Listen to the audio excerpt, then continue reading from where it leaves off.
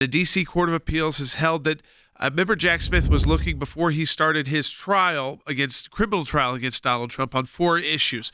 Those 4 issues were conspiracy to defraud the U.S. by overturning the election results, conspiracy to obstruct an official proceeding, the obstruction of an attempt to obstruct the certification of the electoral vote, and conspiracy against the rights of one or more person to vote and to have their votes counted in violation of U.S. code.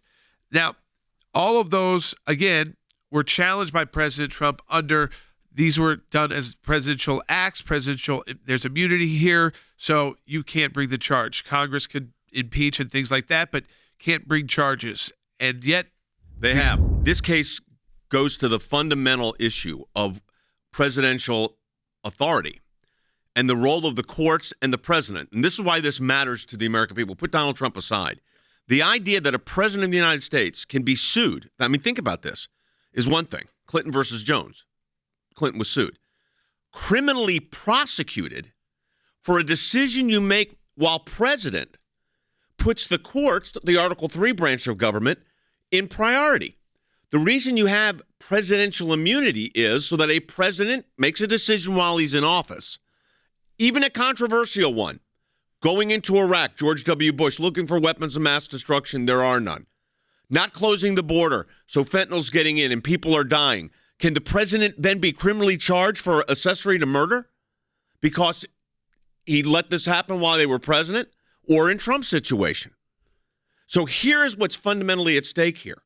This court, the D.C. Circuit, ruled that first, immunity evaporates the moment you leave the White House. So on January 20th at 12:01, you're free game to be sued or indicted. On page 3 of their opinion, for the purpose of this criminal case, former President Trump has become Citizen Trump with all of the defenses of any other criminal defendant, but any executive immunity that may have protected him while he served as president no longer protects him against this prosecution, even though all of the acts he is being prosecuted over happened while he was president of the United States. These are not acts post-presidency. No, right. That's a totally different issue. But they're saying he's lost the ability to assert the executive immunity because he's no longer in office for things he did while in office. This totally fundamentally changes the way our government operates. We believe in a unitary executive. The president is uniquely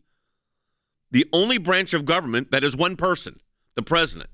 And the reason you have immunity, and I've argued immunity cases for presidents before the Supreme Court of the United States, 3 of them.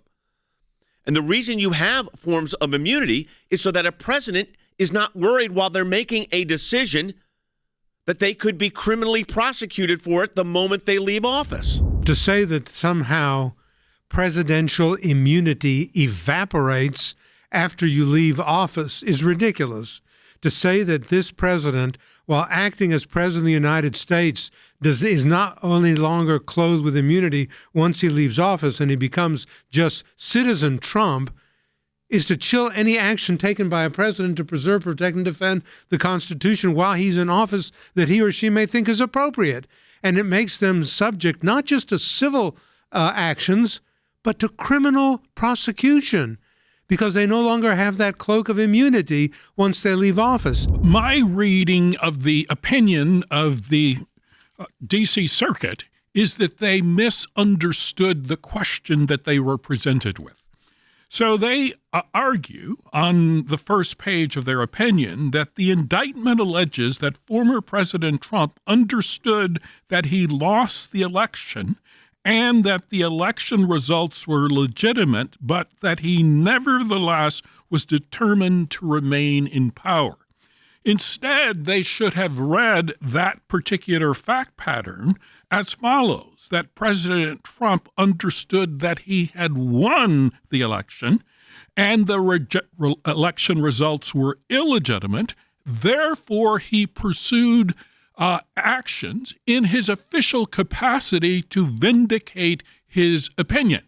Now, you can debate whether the President Trump was right or wrong in having that opinion, but if you accept the latter interpretation of his conduct, then I think it's easy to see that virtually each and every act that he took was designed to vindicate his opinion. Whether it was right or wrong, he took action to vindicate his opinion.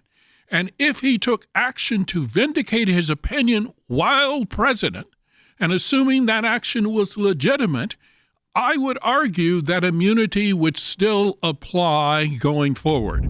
The one thing that the Democrats are doing, because they hate Trump so much, is they're literally attacking common sense and suspending the Constitution.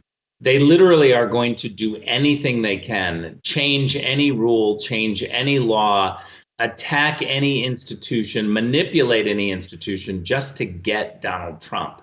We talk a lot about attacks on democracy. I think that the Democrats who constantly say that Donald Trump is attacking democracy need to look in the mirror and see what they're doing to our institutions in order just to get them. There's a specific statement that says official acts can never be examinable by the courts. But of course, this court, and of course, that's what Trump argued, but this court just simply says, oh, well, Trump misreads that. And as you read through the multiple pages of that discussion, it's the same thing of they actually will say something that actually supports Trump's statement, but then they, in the next sentence, they'll say something exactly opposite, which is the same as what they did, as has been pointed out, of, we're going to assume all the allegations are true, and in the very next statement they say, oh, but they haven't been proven by the evidence. And here's the difficulty with that whole thing. So what they're saying is we've got to assume that the charges as set forth in the indictment are true and then determine if there's immunity, which is the opposite of what Trump's alleging. But what they're saying with Marbury versus Madison is official acts. And then, of course, this court's saying basically that the election integrity issue was not an official act. And how does a court get to make that call?